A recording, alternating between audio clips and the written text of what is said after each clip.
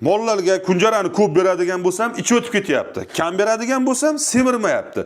Bilarmidingiz? Yoz oylarida va qish oylarida ratsionlarda o'zgarish haqida. Assalomu alaykum Sardor O'skan hurmatli tomoshabinlar. Yoz oyida molni o'zi qanday boqish kerak va yem ratsionlari qanday bo'ladi?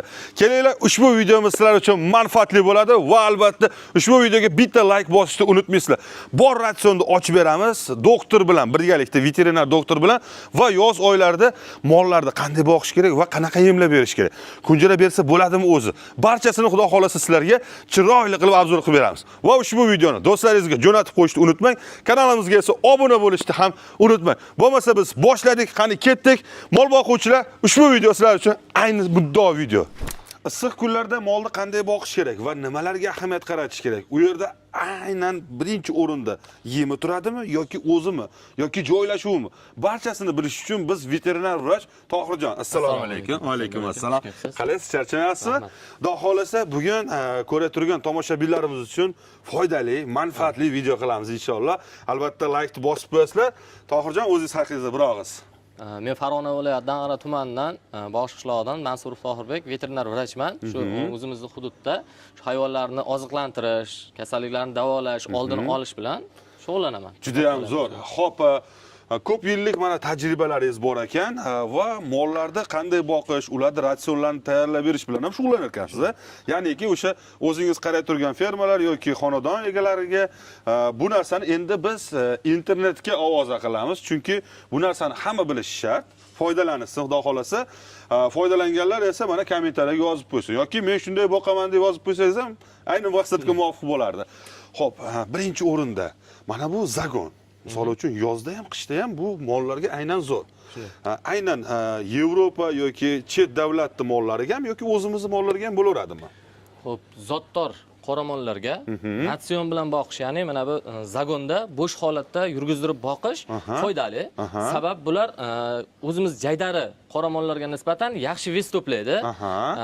Misol go'sht yo'nalishida bo'ladigan mana bu Greenford zotimiz, hozirgi boqilayotgan Greenford zotimiz ham yurib turgan holatiga muskul qatlamini yaxshi to'playdi. Muskul qatlami rivojlanishi yaxshi bo'ladi. Shunday. Xo'p, bularda aytib o'tadigan bo'lsak, nima uchun zagonga chiqarish kerak? Chunki bular xohlagan joyda yotish kerak va harakatlanish kerak. U yerda harakat bo'lgandan keyin qon aylanishi va muskul to'planishi yaxshi bo'ladi.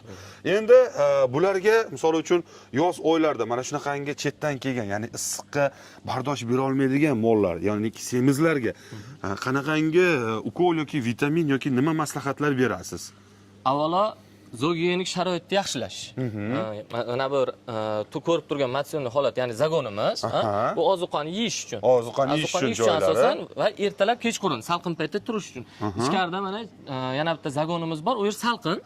U obed paytida o'sha yerga kiradi. O'sha yerga o'zlari kirishadi. Muhim narsa bizning hududda mana shu issiqlikdan saqlash. O'zbekiston hududida issiqlikdan saqlash. Va ikkinchisi qon suruvchi hasharotlarga qarshi, hozirgi yoz oylarida qon suruvchi hasharotlarga qarshi yaxshi kurashish. Tashqi parazitlarga, ya'ni tashqi parazitlarga qarshi yaxshi kurashish. Hayvon dastlab olingan paytda birinchi o'rinda gijjasizlantirish, uning mana bu matsionini to'g'irlash, ratsion holatini to'g'irlash va yuqumli kasalliklardan oldini olish. Juda ham zo'r. Bu albatta endi o'zlaring bilasizlar, qanaqa kasalliklar sizlar tomonidan avj olganini va mollarda birinchi o'rinda ichki tashqi parazitlardan bularni xalos qilib, undan keyin sekin o'zingizning ratsioningizga va joylashuvni albatta daraxtlar bo'lib salqin bo'ladigan bo'lsa, nur ustiga a'lo nur bo'ladi. Endi agar bunaqangi sharoit bo'lmaydigan bo'lsa, albatta mana bunday sun'iy shamollar, ya'niki ventilyatorlarni o'rnatib, siz bularga sharoit qilib berishingiz mumkin bo'ladi. Endi kimdirlarda imkoniyat har xil suv sochadigan, boshqa barchasini qilishadi. Unday qilsangiz ham yana ham balki bo'lar. Shamollar chiqib kelmaydimi u narsa? Suv sepadigan holat qilinsa, mana bu ventilyatorda qo'ymaslik kerak. Qo'ymaslik kerak. Sabab nam teriga shabada, misol insonda ham tez singadi. U mana bu muskul qatlamlarni shamollatishga olib keladi. Hayvon o'zida shamollatishni chaqiradi. Juda ham zo'r.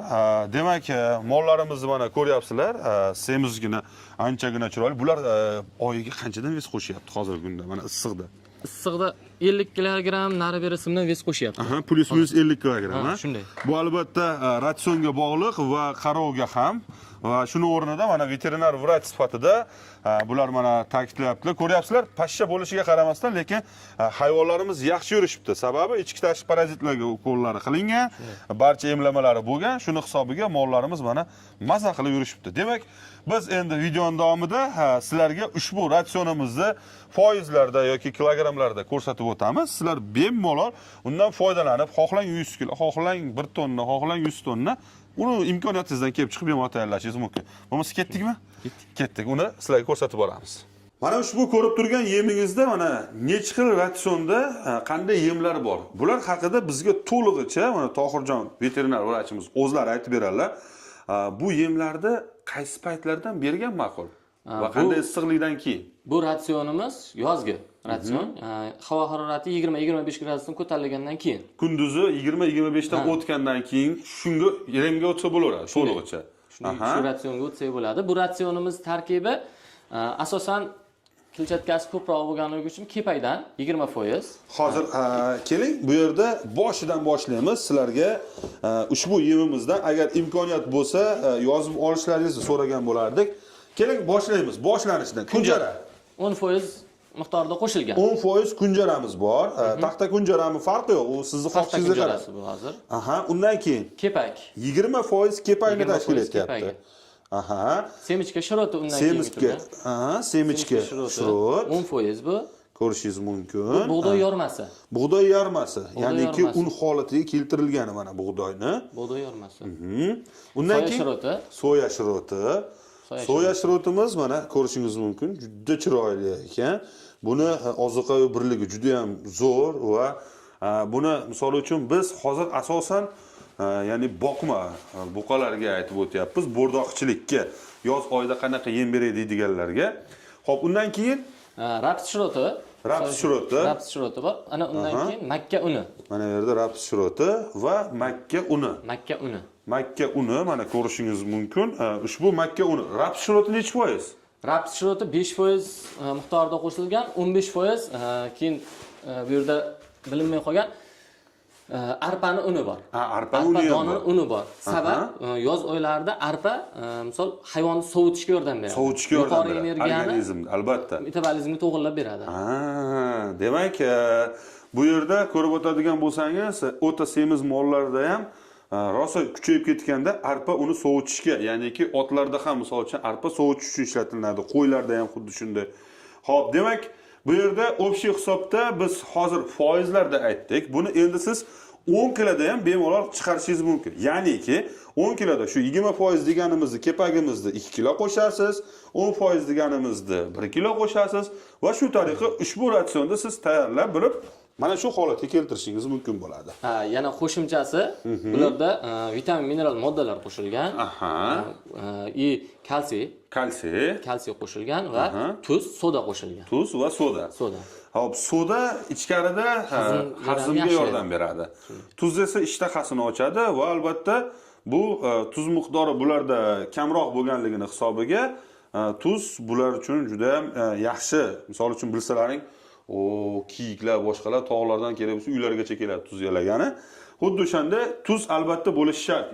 Oldida bo'lsa-chi, hayvonda. Oldida bo'lsa ham natr xlor, ya'ni yodlangan natr xlor tuzini ozuqaga qo'shish kerak.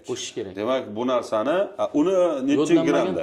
Misol uchun tonnaga 1 kilo. 1% dan qo'shilsa bo'laveradi. 1%. Misol 1 tonna yemga qo'shsa bo'laveradi 1%.